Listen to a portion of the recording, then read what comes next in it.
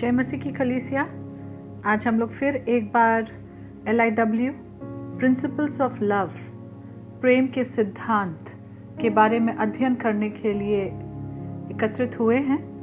और आज हम अपना आखिरी जो अध्याय है, आखिरी लेसन है, उस पर अध्ययन करेंगे और प्रिंसिपल्स ऑफ लव का ये अध्ययन को आज हम समाप्त करेंगे। मुझे आशा है कि हम लोग जैसे जैसे हमने इस प्रिंसिपल्स ऑफ लव, प्रेम के सिद्धांत के बारे में अध्ययन किया है, हम वैसे वैसे प्रेम करने के बारे में हमने सीखा है कि हमें किस तरह का प्रेम परमेश्वर चाहता है कि हम करें। और हमने बहुत सी बातों को सीखा है इस लेसन, इस टॉपिक, इस विषय में जब हमने अध्ययन किया है।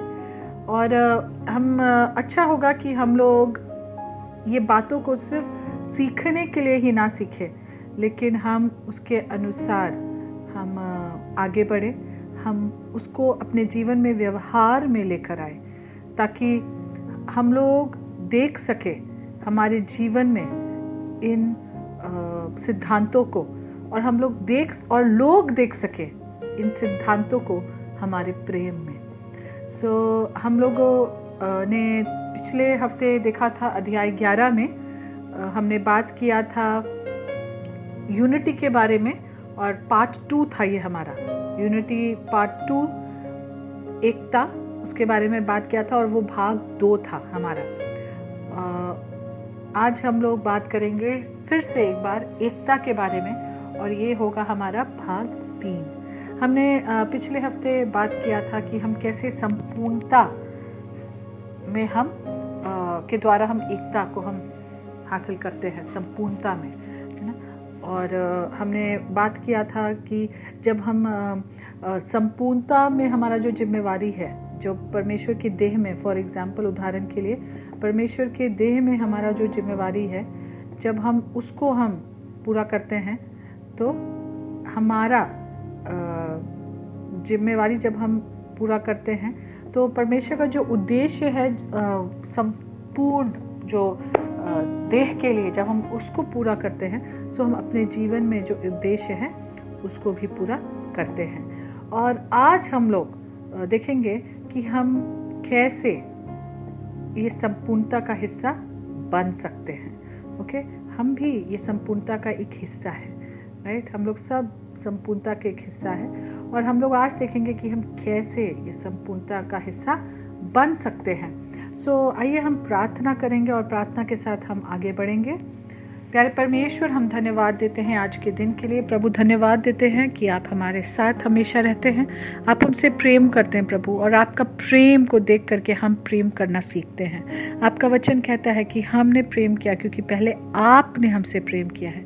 प्रभु, उस प्रेम के लिए धन्यवाद। और प्रभु, आज जब हम अपना अंतिम अध्याय, अंतिम लेसन कर रहे हैं प्रेम के सिद्धांत के बारे में, प्रभु होने दे हम भी आपके जैसे प्रेम करने वाले लोग बने, हमें और परिपक्व बना और एकता बनाए रखने में हमारी सहायता कर। धन्यवाद देते हैं, यीशु मसीह के नाम से मांगते हैं, आमीन। आइए हम आगे बढ़ते हैं, और सबसे पहले रोमन नंबर 1 में हम लोग प्रस्तावना के ऊपर में चर्चा करेंगे, इंट्रोडक्शन।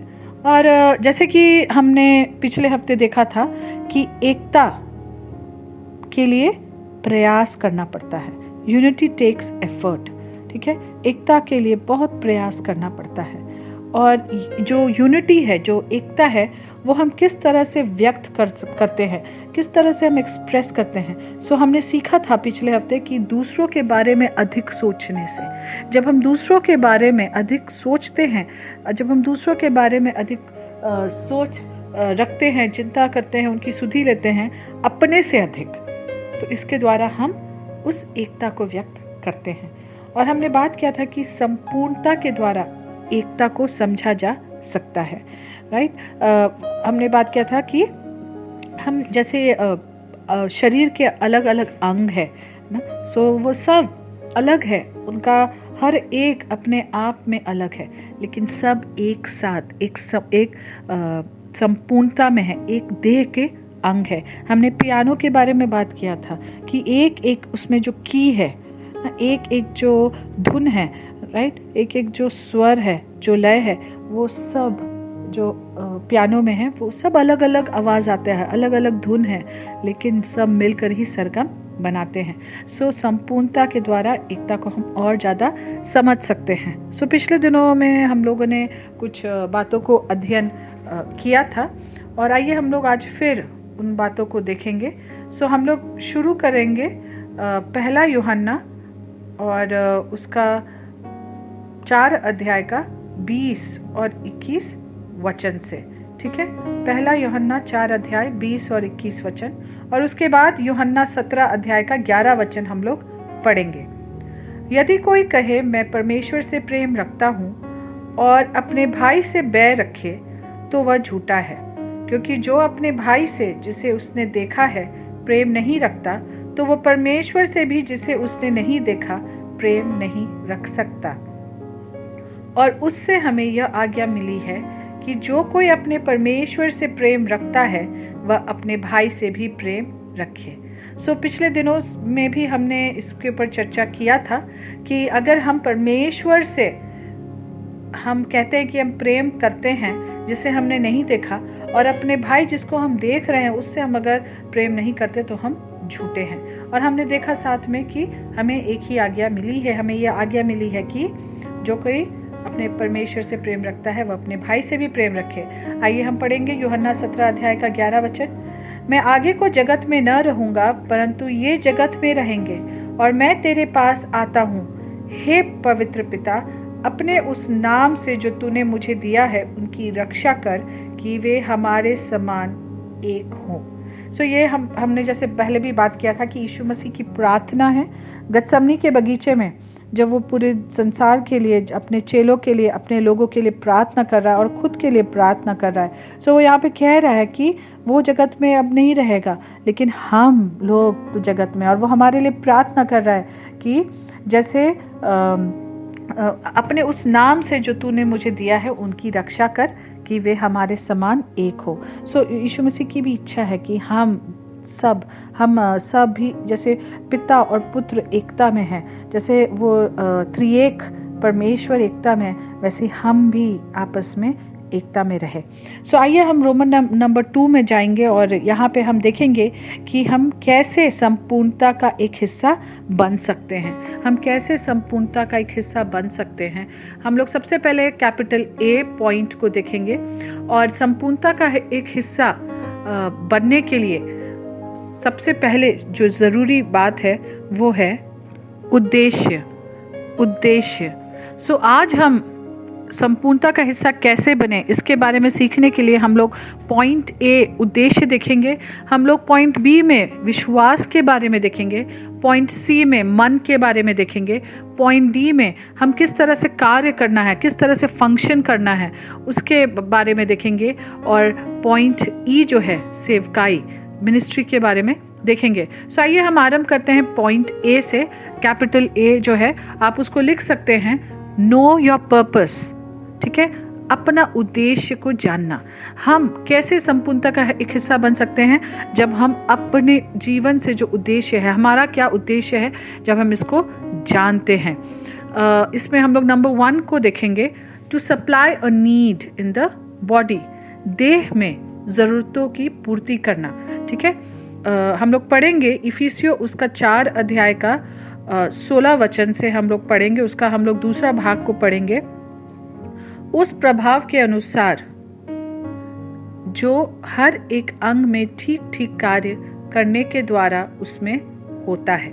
सो हर एक अंग ठीक ठीक तरह से कार्य को करना है, ठीक है। और उस प्रभाव के अनुसार जो हर एक अंग में, हर एक अंग के ठीक ठीक कार्य करने द्वारा उसमें होता है। अगर हम देखेंगे तो यहाँ पे हम बात करें देह के बारे में, हमने पहले भी इसमें बात किया था कि हर एक जोड़ की सहायता से एक साथ मिलकर और एक साथ गठ कर रहने के बारे में बात किया था। सो आज हम बात कर रहे हैं कि हर एक अंग अपना ठीक ठीक कार्य करने के द्वारा उसमें होता है। जब हर एक अंग अपना कार्य को ठीक से करता है, जब हम लोग देह का बात कर रहे हैं, तो जब हाथ अपना कार्य को ठीक से करता है, पैर अपना कार्य को ठीक से करता है, आँख अपने कार्य को ठीक से करता है, कान अपने कार्य को ठीक से करता है, हमारा जो ब्रेन है, दिमाग है, वो अपने कार्य को ठीक से करता है, हमारा जो हृदय है वो अपने कार्य को ठीक से करता है, हमारा पेट अपने कार्य को ठीक से करता है, हमारा नाक अपने कार्य को ठीक से करता है। जब हमारा शरीर का हर अंग अपने अपने कार्य को ठीक से करता है, ठीक ठीक कार्य करने से क्या होता है कि हमारा हर एक अंग जो है हमारा देह का एक हिस्सा बन जाता है और उस देह की ज़रूरत जो है उसको पूरा करता है। ओके, हम लोग इसके बारे में यहाँ बात कर रहे हैं। और नंबर 2 में हम लोग देखते हैं कि to fulfil God's will and purpose for ourselves, हमारे लिए परमेश्वर की इच्छा और उद्देश्य पूरा करके। सो हम लोग यहाँ देख रहे हैं कि हमने पहले भी बात किया था पिछले हफ्ते कि जब हम उस उद्देश्य जो कि उस देह का है, जब उसको पूरा करते हैं तो हम अपना उद्देश्य को भी पूरा करते हैं, हमारे लिए परमेश्वर की इच्छा और उद्देश्य को पूरा करके।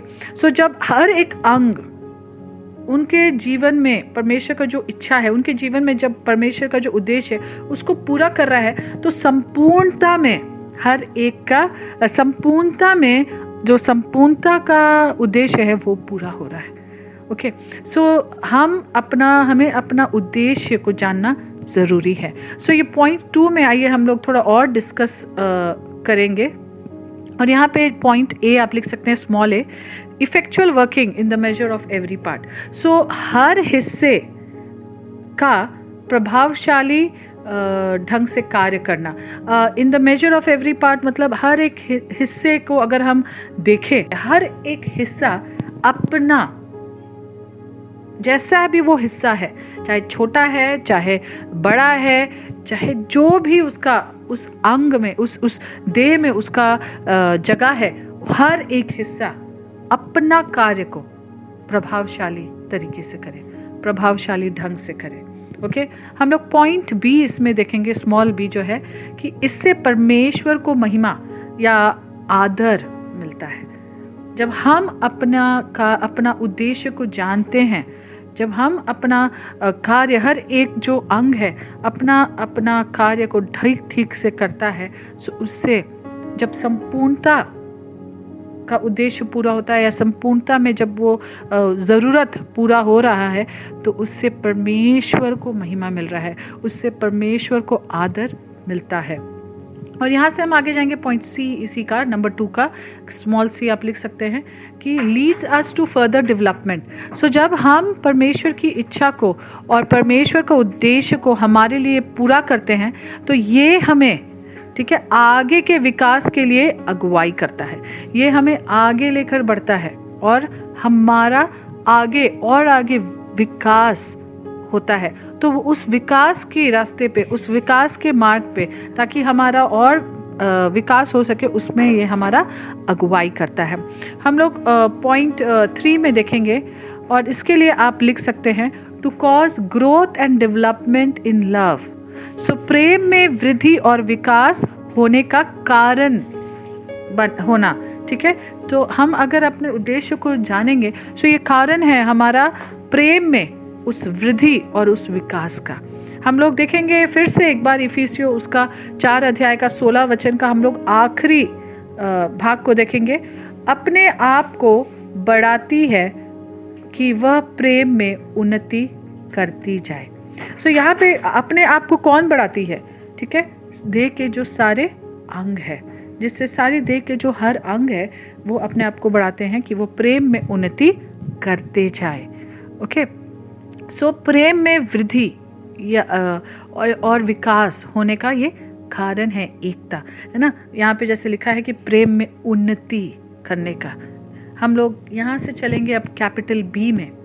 हमने पहले बात किया उद्देश्य के बारे में, अब हम बात करेंगे विश्वास के बारे में। सो हम लोग कैपिटल बी के लिए आप लिख सकते हैं believe God's word as to a purpose and the whole body, ठीक है। परमेश्वर के वचनों पर विश्वास करें हमारा और पूरी देह के उद्देश्य के लिए। सो हमें परमेश्वर के वचन पर विश्वास करना है। नंबर 1 में हम लोग बात कर रहे हैं यहाँ पे कि प्रत्येक सदस्य उचित रूप से साथ साथ जुड़ा होना। ओके, हर एक सदस्य जितने भी हैं सब साथ साथ उचित रूप से जुड़े हुए हैं, सही तरीके से जैसा होना चाहिए एकदम अच्छे से जुड़े हुए हैं एक दूसरे के साथ। नंबर 2 में every joint is to supply. प्रत्येक जो जॉइंट है, जो जुड़ा हुआ है, जो जोड़ है, हर एक जोड़ जो है वो है आपूर्ति करने के लिए या योगदान देने के लिए। हर एक जो जोड़ है वहाँ पर वो योगदान देने के लिए है, सप्लाई करने के लिए है, वो आपूर्ति करने के लिए है। ओके, और तीसरी बात हम लोग यहाँ पे थर्ड पॉइंट जो देखेंगे कि ये बात को जानना और विश्वास करना कि परमेश्वर का जो रास्ता है वो सबसे अच्छा और एक ही है। ठीक है, वो एक ही रास्ता है, वो एक ही मार्ग है। God's way is the best and the only way। परमेश्वर का जो रास्ता है वो सबसे उत्तम है, सबसे उत्तम है वो, और वो इकलौता है या वो एक ही है, उसके जैसे नहीं है और कोई। सो हम यहाँ बात कर रहे हैं कि परमेश्वर के वचन को विश्वास करना। परमेश्वर जो कह रहा है संपूर्णता के बारे में, पूरे देह के बारे में और एक एक के हिस्से के बारे में, उस पर विश्वास करना और सही तरीके से जुड़ा रहना और हर एक जोड़ जो है वो योगदान देना और ये विश्वास के साथ आगे बढ़ना कि परमेश्वर का ही जो रास्ता है, जो तरीका है, जो राह है, वो सबसे उत्तम है और वो ही एक है। दैट्स द ओनली वे, वो ही एक रास्ता है। सो कैपिटल C जो है वो है माइंड, हमारा मन। ठीक है, हमारा सोच। So set our mind to fulfilling his way, मतलब वर्ड। सो अपने मन को निश्चित करना, क्या करने के लिए निश्चित करना? ठीक है, उसके मार्ग को या उसके वचन को पूरा करने के लिए। अपने मन को निश्चित करना, उसके मार्ग को या उसके वचन को पूरा करने के लिए। और इसके लिए नंबर 1 जो है वो है डिटर्मिनेशन, निर्धारण, दृढ़ संकल्प या दृढ़ निश्चय होना। परमेश्वर के वचन को पूरा करने के लिए, परमेश्वर के मार्ग को पूरा करने के लिए हम लोग को अपने मन को उस पर निश्चित बनाए रखने के लिए दृढ़ संकल्प की बहुत ज़रूरत है।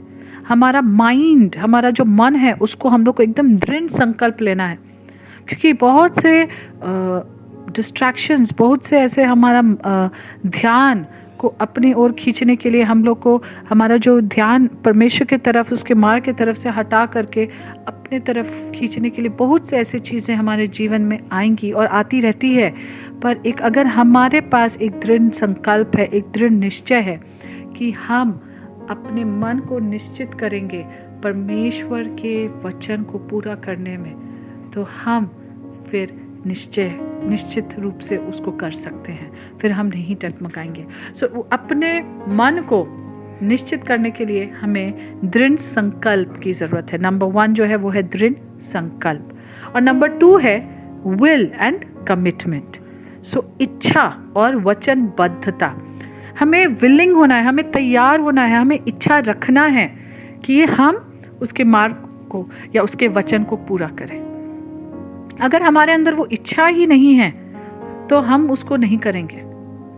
और अगर करेंगे भी तो बहुत हम बोझ समझ के कुछ करेंगे, और क्योंकि बोझ समझ रहे तो हो सकता है कि सारा वचन को तो पूरा नहीं करेंगे, कुछ को करेंगे जो हम लोग कर सकते हैं, क्योंकि हम उसको बोझ समझ के कर रहे हैं। लेकिन अगर हम उसको इच्छा से करेंगे और अपने आप को उसके प्रति वचनबद्ध करेंगे, कमिट करेंगे कि नहीं, मेरा ये उद्देश्य है, मेरा ये इच्छा है जीवन में, कि मेरा ही ये संकल्प है दृढ़ कि हम परमेश्वर के वचन को अपने जीवन में पूरा करेंगे, तो हम अपने मन को निश्चित कर पाएंगे। ठीक है, और हम जब यहाँ बात कर रहे हैं कि इच्छा और वचनबद्धता की, आइए हम लोग उसको थोड़ा और उस पर बात करेंगे।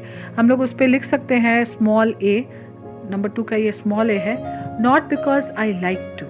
सो हम इसलिए नहीं कर रहे हैं क्योंकि हमें वो पसंद है, पॉइंट ए में जैसे हमने बोला, लेकिन हम पॉइंट बी में बता रहे हैं, लेकिन हम इसलिए उस वचन को पूरा कर रहे हैं क्योंकि वही सबसे उत्तम है। ओके, वही सबसे उत्तम है। हम इसका पॉइंट सी में हम लोग इसके बारे में आपको उदाहरण के साथ आपको बता सकते हैं, जिससे एक चित्रण आपको देंगे ताकि आप इसको समझ पाएंगे कि एक विद्यार्थी, एक स्टूडेंट जब है, एक विद्यार्थी जो है, तो वो शिक्षा में उसको आनंदित नहीं है। वो उसको जब शिक्षा मिलता है या जब उसको पढ़ाई करना पड़ता है ना, उसको ही डजंट एंजॉय स्टडीइंग। उसको स्टडी करना, पढ़ाई करना अच्छा नहीं लगता। इतना पढ़ाई है, एक विषय, एक सब्जेक्ट खत्म होता है, दूसरा विषय, और उस समय वो उसको एंजॉय नहीं करता, वो उसमें आनंदित नहीं है। लेकिन वो साथ ही साथ इस बात को जानता है कि शिक्षा उसके लिए अच्छा है। उसको मालूम है कि शिक्षा उसके लिए अच्छा है। भले ही उसको उस समय पढ़ाई करना पसंद नहीं आ रहा है और उसको शिक्षा उस समय पाना पसंद नहीं आ रहा है, लेकिन तब भी वो उस शिक्षा को पाता है। क्यों? क्योंकि उसके लिए शिक्षा अच्छा है। ऐसा ही है कि इसलिए नहीं हम उसका इच्छा को पूरा कर, परमेश्वर का वचन को पूरा कर रहे हैं कि हमको पसंद है वो करना, लेकिन क्योंकि वो सबसे उत्तम है। क्योंकि कभी कभी जब परमेश्वर का वचन को पूरा करना होगा तो हो सकता है कि वो ऐसा कुछ हो जो शायद हमको इच्छा ना हो या हमको पसंद ना हो। टू से इट बेटर, हमको पसंद ना आएगा वो करना, क्योंकि मुश्किल होगा हमारे लिए। लेकिन क्योंकि वो सबसे उत्तम है, इसलिए हम इच्छा रखेंगे उसको करने के लिए और अपने आप को उसके प्रति वचनबद्ध करेंगे। और इसमें जो डी पॉइंट बात करेंगे कि इसके लिए, ऐसा करने के लिए अनुशासन की आवश्यकता है। ठीक है? उस वचन को पूरा करने के लिए हम जब दृढ़ संकल्प लेते हैं और जब हम उसको पूरा करने के लिए हम अपनी इच्छा और वचनबद्धता को दिखाते हैं, तो उसके लिए हमें अनुशासन का आवश्यकता होगा। हम अपने आप को अनुशासित करेंगे ताकि हम अपने मन को निश्चित कर सकें परमेश्वर के वचन को पूरा करने के लिए। ओके, हम लोग अब पॉइंट डी में जाएंगे और यहाँ पे हम बात कर रहे हैं फंक्शन का। ओके, मतलब कार्य करने के बारे में। फंक्शन एज अ मेंबर, एक सदस्य के रूप में कार्य करने के बारे में हम लोग यहाँ पे नंबर 1 पे बात कर रहे हैं। एडिफाई द बॉडी, देह को उन्नत बनाना या लाभ पहुंचाना। अपनी देह को हम उन्नत बनाए और अच्छा बनाए, उसका और उत्तम और भलाई हो, है ना, उसके लिए हम कार्य करें और उसको और लाभ पहुंचाए।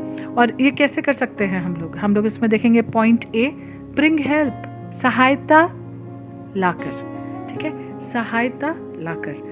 जब हमारी देह को सहायता की ज़रूरत है तो वो सहायता लाकर, उसके जो जो अंगों को सहायता की ज़रूरत है वो सहायता पहुंचाकर, उस सहायता को ला करके। और दूसरा है सप्लाई अ नीड, ज़रूरत की पूर्ति करके। ठीक है, जब हम ज़रूरत की पूर्ति करते हैं और जब हम सहायता लेकर आते हैं तो हम उस देह को उन्नत बना रहे हैं या हम उनको लाभ पहुंचा रहे हैं। ओके,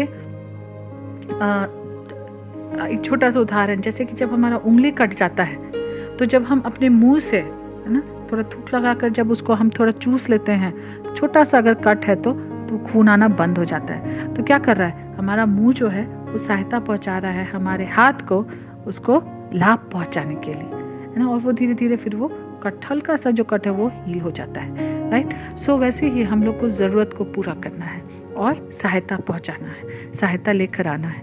ओके, हम लोग नंबर 2 देखेंगे, स्टेजेस ऑफ डेवलपमेंट। विकास के जो चरण है, जो अलग अलग चरण है, अलग अलग जो स्टेजेस है डेवलपमेंट का, हम लोग ये देख रहे हैं फंक्शन में, है ना, कार्य करने में, एज अ मेंबर, एक सदस्य के रूप में कार्य करने में। हम लोग नंबर 2 देखेंगे, स्टेजेस ऑफ डेवलपमेंट, मतलब विकास के जो अलग अलग चरण हैं, हम लोग उसके बारे में बात करेंगे। सबसे पहला हम लोग पॉइंट ए, स्मॉल ए में देखेंगे, कन्वर्ट एंड लर्निंग। ठीक है, सबसे पहले हमारे जीवन में एक बदलाव आता है और हम सीखते हैं। ऐसे हम क्या हो रहा है, डेवलप हो रहे, इस तरह से हमारा विकास होता है। सबसे पहले आता है बदलाव, हमारे जीवन में बदलाव आता है और हम सीखते हैं, हम सीखना शुरू करते हैं और हम सीखते जाते हैं, है ना। हम बहुत सी चीज़ों को सीखते हैं, हम परमेश्वर के बारे में सीखते हैं, उसके प्रेम के बारे में सीखते हैं, उसका हमारे जीवन में कार्य को देख करके सीखते हैं, उसके वचन से सीखते हैं, दूसरों के जीवन से सीखते हैं, है ना, परमेश्वर का कार्य दूसरों के जीवन में देख करके सीखते हैं और हम इस तरह से सीखते जाते हैं। पॉइंट बी में आएगा ministry of helps and service, और हम सीख जाते हैं जब तो फिर हम सहायता और सेवा की सेवकाई करते हैं। ठीक है, हम सहायता पहुंचाने का, किसी को ज़रूरत है तो सहायता पहुंचाते हैं, या किसी की सेवा करने का हम सेवकाई करते हैं। हमें जब मौका मिलता है तो हम आगे बढ़ करके सहायता और सेवा की सेवकाई करते हैं। और पॉइंट सी जो है कि फिर उसके बाद टाइम ऑफ टेस्टिंग और प्रूविंग आता है, परीक्षण और साबित करने का समय, है ना। साबित करने का समय, जब हम परीक्षण जब होता है तब हम साबित कर पाते हैं कि हम विश्वास में कहाँ हैं, ना, कि हम कितने परिपक्व हैं। सो ये परीक्षण में हम साबित करते हैं कि हम कितने परिपक्व हैं और हम कहाँ हैं अपने विश्वास में या परमेश्वर के साथ, यीशु मसीह के साथ हमारा चलन में। और जो पॉइंट डी इसमें देखते हैं वो है आत्मिक सेवकाई, स्पिरिचुअल मिनिस्ट्रीज। ठीक है, तो हम देखते हैं कि हम किस तरह से हम आत्मिक सेवकाई में जुड़े हैं, किस तरह से हम कार्य कर रहे हैं और हम कैसे इन सेवकाई को कर रहे हैं। हम लोग पॉइंट 3 में जाएंगे और हम लोग यहाँ पे वो स्टेजेस को, चरणों का वो चित्रण को हम लोग देखेंगे। Okay, illustrations of stages. So ये चरणों का हम लोग चित्रण देखेंगे। सो पॉइंट ए, स्मॉल ए के लिए हम लोग पढ़ेंगे पहला राजा उसका 19 अध्याय का 19 वचन। तब वह वहाँ से चल दिया और शापात का पुत्र एलीशा उसे मिला, जो 12 जोड़ी बैल अपने आगे किए हुए आप 12वीं के साथ होकर हल जोत रहा था। उसके पास जाकर एलिया ने अपनी चद्दर उस पर डाल दी। सो हम यहाँ पर देखते हैं स्टेजेस को। लोग सबसे पहला चरण के लिए हम लोग एलीशा और एलाइजा का चित्रण को देख सकते हैं कि किस तरह एलीशा के जीवन में जो बुलाहट था, जो जीवन में जो ट्रांसफॉर्मेशन या जो बदलाव था वो एलिया के द्वारा आया। वो नॉर्मल कार्य कर रहा था खेत में, बाकी जो उसके जो बैल थे उसके साथ गुथ करके वो जो खेत का काम है वो कर रहा था। लेकिन जब एलिया ने अपना चद्दर उसके ऊपर डाला तो किस तरह वो उसका जीवन बदल गया और वो एक नबी बन गया। उसी समय तो वो नबी नहीं बना, लेकिन उसके अंदर वो प्रोसेस, वो कार्य शुरू हो गया। और हम दूसरा स्टेज के लिए देखते हैं कि शमूएल और एली के जीवन से कि कैसे एली के लीडरशिप या नेतृत्व में शमूएल एक बच्चे के तौर पर आया था, लेकिन बचपन से उसने सेवा करना, सेवकाई को सीखा। परमेश्वर के मंदिर में वो सेवा करता था। और यही नहीं, यहाँ तक कि वो परमेश्वर की सेवा करने के लिए उसकी आवाज़ को भी सुनना उसने सीखा। एली के द्वारा वो बताया गया, उसको प्रशिक्षण मिला कि आपको इस तरह से आपको सीखना है, आपको आंसर देना है जो परमेश्वर आपको बुलाए। और वो सेवकाई करते करते वो एक नबी बन गया। और हम देखते हैं फिर जो थर्ड जो चरण है, जो तीसरा चरण है, प्रशिक्षण और साबित करना। और इसके लिए हम गेहाजी और एलीशा का चित्रण देख सकते हैं कि गेहाजी बहुत लंबे समय तक एलीशा के साथ साथ रहा। वो एलीशा को सेवकाई करते हुए देखा, वो एलीशा के साथ रह रहकर बढ़ा। लेकिन जब प्रशिक्षण का समय आया तो उसने क्या साबित किया? उसने साबित किया कि वो परिपक्व नहीं है। उसने साबित किया कि वो चूक गया है। हम देखते हैं कि जब नमान आता है एलीशा के पास और वो ढेर सारा भेंट लेकर आता है, और वो जब वो कोढ़ की बीमारी से चंगा हो जाता है और वो देना चाहता है उन भेंटों को एलीशा को, तो एलीशा मना कर देता है, वो इनकार कर देता है। लेकिन गेहाजी दौड़ कर जाता है, रास्ते में जाके नमान से मिलता है और बोलता है कि मेरा मालिक का मन बदल गया है और वो अब मांग रहा है वो चीज़ों को, क्योंकि कोई गेस्ट, कोई बाहर से कोई अतिथि लोग आए हुए हैं उनका सत्कार करने के लिए। तो एलीशा फिर उसको कहता है कि तू जो कर रहा था वो परमेश्वर ने देख लिया है, और इसी कारण जो नमान का जो बीमारी है वो अब तेरे परिवार और तुझको, तेरे घराने और तुझे हो जाएगा। और उसी समय उसको वो कोढ़ का बीमारी हो जाता है और वो वहाँ से अलीशा की उपस्थिति से वो चला जाता है। सो हम यहाँ देखते हैं कि गेहाजी का जब परीक्षण का समय था, उसने क्या साबित किया कि वो अपरिपक्व है, कि वो अपने विश्वास और आत्मिक बातों, आध्यात्मिक बातों में वो कहाँ है। सो ये सब उदाहरणों में हम देखते हैं कि कैसे जो स्टेजेस होता है ना, वो धीरे धीरे हम आगे बढ़ते हैं।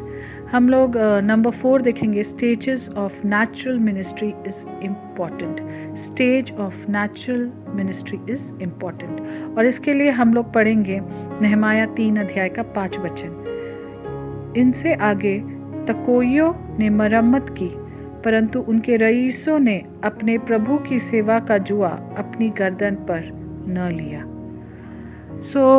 यहाँ पर हम लोग बात कर रहे हैं स्वाभाविक सेवकाई में चरणों की महत्वता होती है। ओके, स्वाभाविक सेवकाई में चरणों की महत्वता होती है। इसमें पॉइंट ए में हम लोग देखेंगे सेवा करना या प्रतीक्षा करना। ठीक है, सेवा करना या प्रतीक्षा करना। हम लोग सेवा करना हम लोग को आना है, और ये जो है ये अलग, ये जो नेचुरल मिनिस्ट्री जो है, जो स्वाभाविक सेवकाई है, उसके चरण है, और उसमें हर एक चरण की अपनी महत्वता होती है। ओके, सो नेचुरल मिनिस्ट्री का जो स्टेज है वो बहुत महत्वपूर्ण है।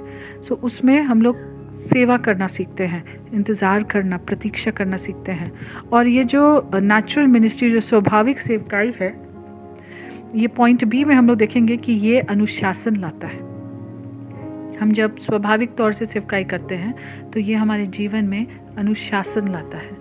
पॉइंट सी में देखेंगे कि आध्यात्मिक अपरिपक्वता के दौरान सहभागिता लाता है। ठीक है, जब हम आध्यात्मिक तौर पर अपरिपक्व हैं तो उस समय वो सहभागिता लाता है, वो इन्वॉल्वमेंट लाता है, वो हमारा वो जो स्वाभाविक सेवकाई है। हम लोग पॉइंट डी देखेंगे कि हमें ये समय देता है कि हम आत्मिक जो सेवकाई है उसमें हम बढ़े, उसमें हम विकास करें। सो आत्मिक सेवकाई में विकास के लिए समय देता है ये स्वाभाविक सेवकाई, जो नेचुरल सेवकाई है। पॉइंट ई में देखेंगे जो पौलुस का जो सलाह था, do not involve a novice in spiritual ministry. नवसिखिए व्यक्ति को आत्मिक सेवकाई में सहभागी न करे। सो ऐसा कोई व्यक्ति जो सेवकाई में शामिल नहीं होना चाहता, या जो दुनिया के तरीके में है, या जिसका दिमाग, जो मन जो है वो दुनिया के रास्ते पे है, दुनिया की बातों पे, दुनिया के वचन पर है, वो आत्मिक सेवकाई में सहभागी नहीं हो सकता। ठीक है, अगर हम उदाहरण के पॉइंट एफ में अगर आपको उदाहरण चाहिए तो हम लोग देख सकते हैं उदाहरण नहमाया के तकोई लोगों का, है ना। हमने वहाँ पे देखा कि वहाँ पे जैसे लिखा था वचन में, हमने पढ़ा कि रईसों ने अपने प्रभु की सेवा का जुआ अपनी गर्दन पर न लिया। सो पॉइंट 1 यहाँ पे है रिफ्यूज टू वर्क, है ना। उन्होंने कार्य करने से इनकार कर दिया। वहाँ के जो रईस लोग थे उनका उदाहरण है यहाँ पे, उन्होंने काम करने से मना कर दिया। और पॉइंट 2 में हम लोग पॉइंट 2 के लिए हम लोग पढ़ेंगे नहमाया उसका 4 अध्याय का 14 से 19 वचन। तब मैं देख कर उठा और रईसों और हाकिमों और सब लोगों से कहा, उनसे मत डरो, प्रभु जो महान और भय योग्य है उसी को स्मरण करके अपने भाइयों, बेटों, बेटियों, स्त्रियों और घरों के लिए युद्ध करना। जब हमारे शत्रुओं ने सुना कि यह बात हमको मालूम हो गई है और परमेश्वर ने उनकी युक्ति निष्फल की है, तब हम सब के सब शहरपनाह के पास अपने अपने काम पर लौट आए। और उस दिन से मेरे आधे सेवक तो उस काम में लगे रहे और आधे बर्छियों, तलवारों, धनुषों और झिलमों को धारण किए रहते थे, और यहूदा के सारे घराने के पीछे हाकिम रहा करते थे। शहरपनाह को बनाने वाले और बोझ के ढोने वाले दोनों भार उठाते थे, अर्थात एक हाथ से काम करते थे और दूसरे हाथ से हथियार पकड़े रहते थे। राजमिस्त्री अपनी अपनी जांघ पर तलवार लटकाए हुए बनाते थे, और नरसिंगे का फूकने वाला मेरे पास रहता था। इसलिए मैंने रईसों, हाकिमों और सब लोगों से कहा, काम तो बड़ा और फैला हुआ है और हम लोग शहरपनाह पर अलग अलग एक दूसरे से दूर रहते हैं। जैसे कि हमने यहाँ पे पढ़ा है वचन को कि काम करने को प्रकट करना, ठीक है, कार्य करने के लिए प्रकट करना, है ना। जितने भी लोग हैं सब काम कर तो रहे थे, लेकिन साथ में वो उनका कमर बंद था। वो तैयार थे कि कभी भी अगर नरसिंगा फूका जाए या युद्ध का घोषणा है तो वो आगे बढ़ेंगे और वो लड़ेंगे। काम करने को प्रकट करना। पॉइंट 5 जो हम लोग हैं देख रहे हैं कि to function as a member you must give. एक सदस्य के रूप में कार्य करने के लिए आपको देना आवश्यक है, ठीक है। और इसमें हम लोग पॉइंट ए देखेंगे कि लव इज गिविंग, प्रेम देना है। पॉइंट बी में है कि to give adequately you must be developed. पर्याप्त रूप से देने के लिए आपको विकसित होना चाहिए। ओके, अगर हम कार्य करना है एक सदस्य के तौर पे, है ना, एक सदस्य के रूप में अगर हमको कार्य करना है तो हमको देना आना है। क्यों? प्रेम देता है, ठीक है, प्रेम देना है ना। मैंने बताया था कि we can give without loving. हम दे सकते हैं बिना प्रेम किए, but we can never love without giving. पर हम किसी से प्रेम नहीं कर सकते अगर हम उसको कुछ देने के लिए तैयार नहीं है तो। और जैसे हमने यहाँ पे पॉइंट बी में बात किया कि पर्याप्त रूप से देने के लिए, बस ऐसे ही नहीं कुछ थोड़ा सा दे दो, नहीं, लेकिन एडुकेटली पर्याप्त रूप से देने के लिए आपको हमें विकसित होने का ज़रूरत है। We must be developed. Okay, अब हम लोग चलेंगे पॉइंट 6 में, और यहाँ पे हम देखेंगे कि हर एक सदस्य, प्रत्येक सदस्य अपनी ओर से, ठीक है, must mature properly to fulfil its part.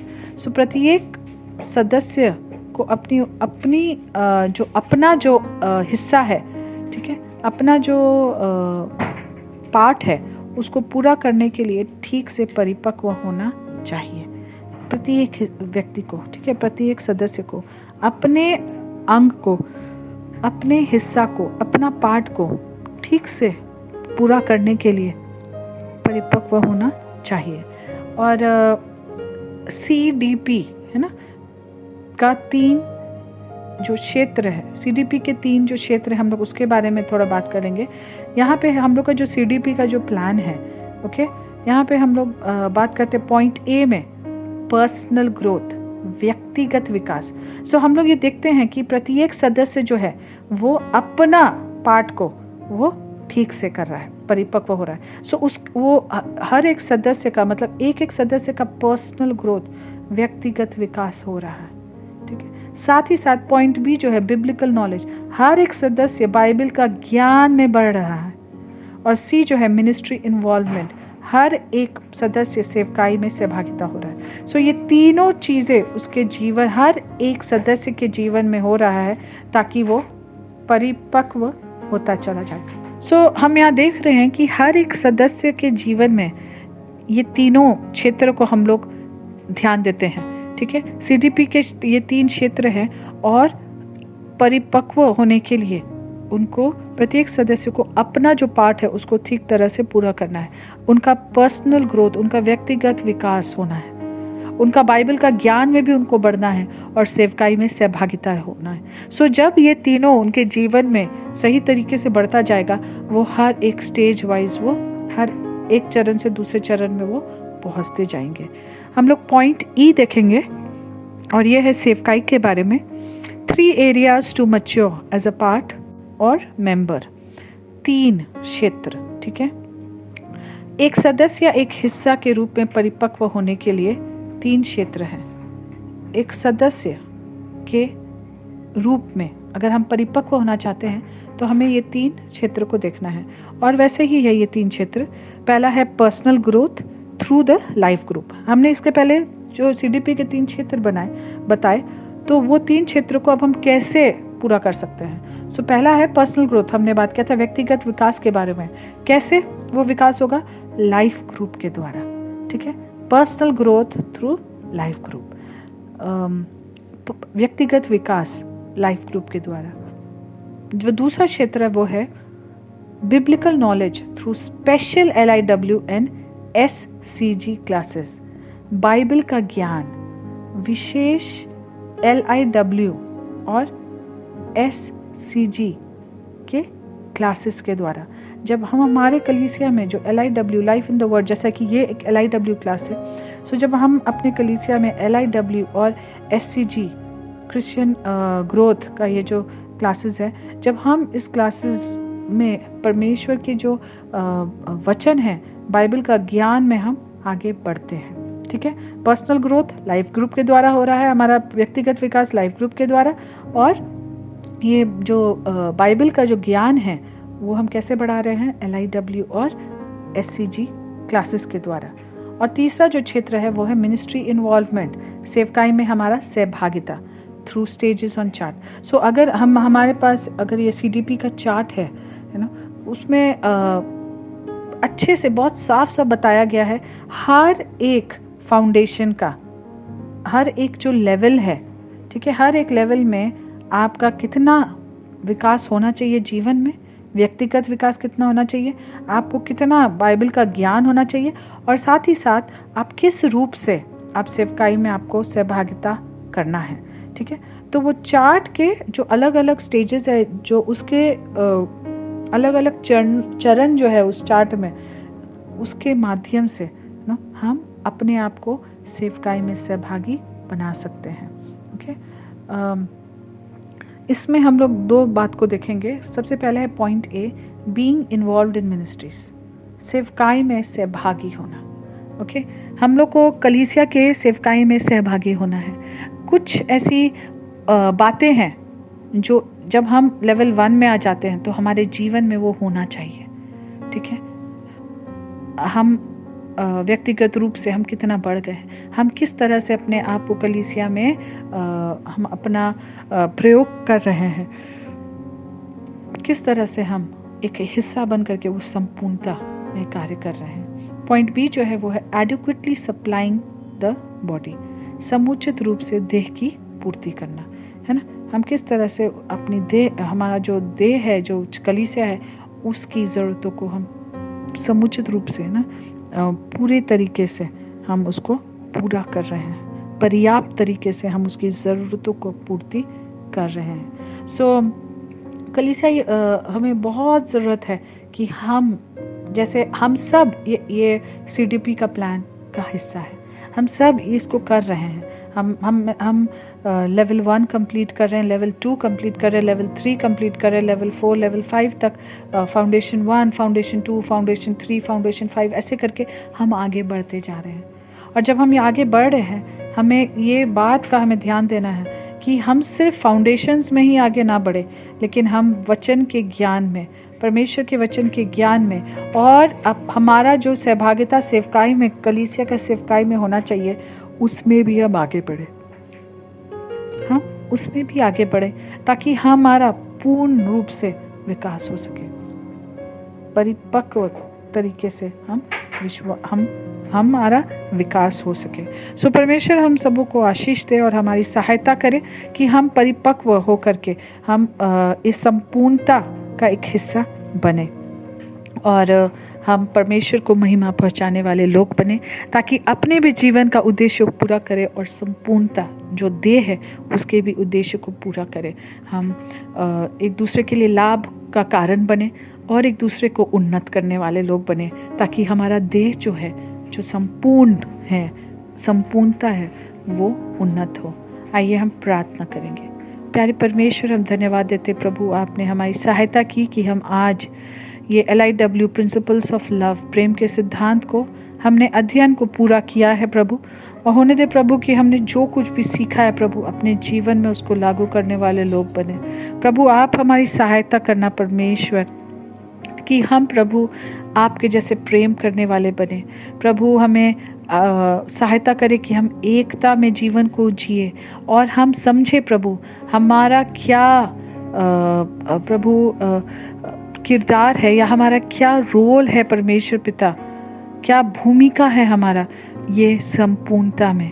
ताकि प्रभु एक अच्छे हिस्से के जैसे जो साथ में बाकियों के साथ में एक साथ जुड़ा हुआ है, प्रभु हम ठीक ठीक से कार्य करें, ताकि हमारा देश जो है प्रभु वो लाभ पाने वाला बने। प्रभु हमें एक आशीष का कारण बनाइए, एक ऐसा अंग प्रभु जो दूसरों को लिए लाभ पहुंचाने वाला बने, दूसरों की मदद करने वाला बने। धन्यवाद देते हैं प्रभु, आप ही प्रभु हमें वो सामर्थ देंगे और आप ही प्रभु वो हमें अनुग्रह देते हैं। धन्यवाद देते हैं प्रभु इस समय के लिए, यीशु मसीह के नाम से मांगते हैं।